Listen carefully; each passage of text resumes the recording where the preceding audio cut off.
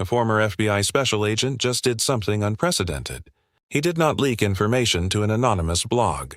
He did not hide behind a pseudonym or speculate on social media. Instead, he went completely on the record with Newsweek. He did not hedge his words, and he did not guess. He outlined, by name, 4 highly specific scenarios that elite federal investigators are actively pursuing at this very moment. We are now 119 days into this case, 119 days of silence until now, because one of these 4 scenarios already has something the others do not. It already has a name, a specific suspect's name. If you are following this case, you need to understand exactly what is happening behind closed doors before the next headline breaks. This is not wild speculation. The Newsweek piece was published early this morning, and the source is a former FBI special agent with decades of direct experience running federal missing persons investigations. He was not sharing personal opinions or theories.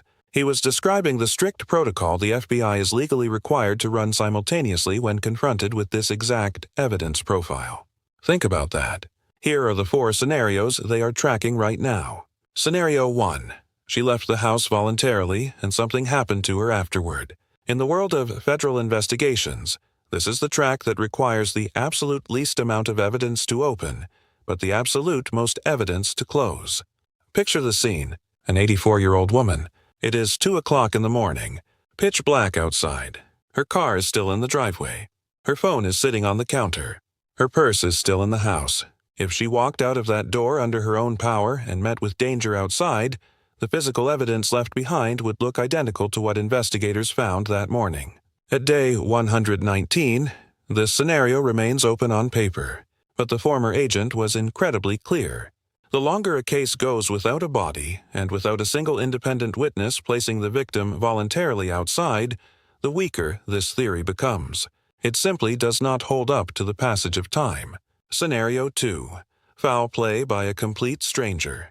A random abduction with 0 prior connection to Nancy Guthrie. Statistically, this is the absolute rarest outcome when an elderly woman vanishes from her home in the middle of the night, especially with no signs of forced entry. The FBI never rules anything out, but the former agent described this as the black hole of resources. It requires the most physical manpower to investigate while having the absolute least amount of physical evidence pointing toward it. There were no broken windows. No forced locks. No signs of a chaotic struggle near the doors.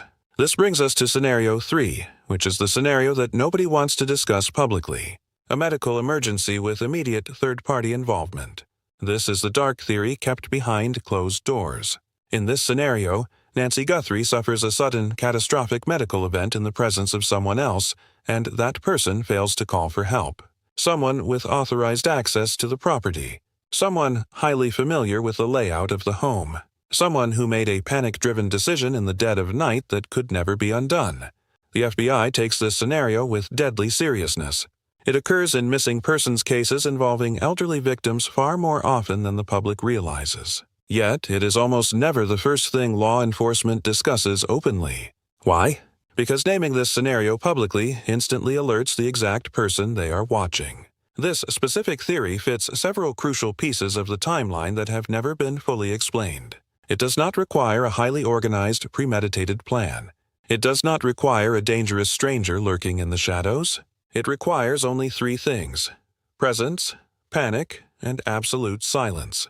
Scenario 4, foul play by someone known to the victim, and this is where the entire investigation shifts. With the suspect already identified, the former FBI agent described this as the scenario with the most consistent physical evidence pattern at this stage of the game. No forced entry. No vehicle missing. No signs of violence at any point of entry. These are not the hallmarks of a random, chaotic event. These are the indicators of someone Nancy Guthrie willingly opened the door for without a single moment of resistance. This is where the retired Pima County Sheriff's detective's statement from yesterday connects directly. He stated on the official record that investigators already have a suspect's name, not a person of interest, not a psychological profile, a name. The former FBI agent declined to state which of the 4 scenarios carries the heaviest active focus right now, but that restraint is highly telling. When a former federal operative goes on the record in a national publication like Newsweek to map out the exact investigative framework of an active case, those words are not meant for the public. They are designed to reach specific people. People in local law enforcement, people in the prosecutor's office, and perhaps the suspect themselves. This is not casual commentary. This is highly coordinated communication inside a closed system. And the timing is everything. This piece did not run in January. It did not run in March. It ran today, exactly 2 days after a retired detective confirmed that a suspect's name exists on paper. That sequence is not a coincidence. There is a second major development today that almost every other media outlet will completely overlook.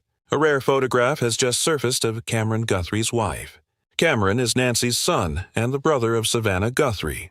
The image appeared in fresh reporting that connects the family's private life directly to the public narrative of this disappearance. Why does a photograph of a family member's spouse suddenly matter in an active federal investigation? It matters because of what it signals about where the spotlight is turning. When journalism and police work extend to second-degree family members, the circle is not shrinking. It is widening. When archivists are digging through public records for photographs of individuals connected to the family tree, it means the scope of the investigation is expanding to cover every single angle. At day 119, with DNA currently sitting inside a federal forensic laboratory, with a retired law enforcement officer confirming a suspect's name, and with a former FBI agent laying bare the 4 active scenarios to the nation, this expansion is not a sign of confusion. It is a sign of immense pressure. It is a sign that the walls are closing in. We have followed this case from the very first hour, and anyone who has watched high-profile investigations reach their final stages knows the pattern. This is not the pattern of a cold case. Cold cases go completely silent. Cold cases fade from national headlines. They do not produce retired federal agents who outline active investigative scenarios on the record. They do not produce rare family photographs in coordinated press releases. Think about the timeline from January to this very moment. The first 2 weeks were marked by total silence and zero public comments from local law enforcement. By day 30, public pressure began to mount as Savannah spoke out on the Today Show. By day 60, FBI involvement was officially confirmed and federal DNA collection began. By day 90, search operations intensified as journalists began to publicly question the sheriff's department's handling of the scene. Then came day 117, when a retired Pima County detective confirmed a suspect's name. And now, day 119, where the FBI's exact blueprint is laid out for the world to see. This is the trajectory of a case that is rapidly accelerating toward an end. The Newsweek piece elevates this investigation to a national stage, signaling to everyone that a resolution is already within the framework of what is possible. The public is actively being prepared for a major announcement. Not a press conference declaring the case has gone cold, but the other kind. 119 days. DNA in a federal lab. A specific name confirmed by internal sources, and an FBI agent telling the nation that one scenario fits the evidence perfectly, while refusing to say which one. There's only one reason an experienced federal agent walks through the framework on the record, but declines to rank the options. He already knows which one is true. One of those 4 scenarios already has a name attached to it, and when that name is finally read aloud, it will not come with a warning. But there's still one chilling piece of evidence in this case that connects all 4 scenarios, and it has never been addressed by the media. Click the video on your screen right now to see what they are hiding.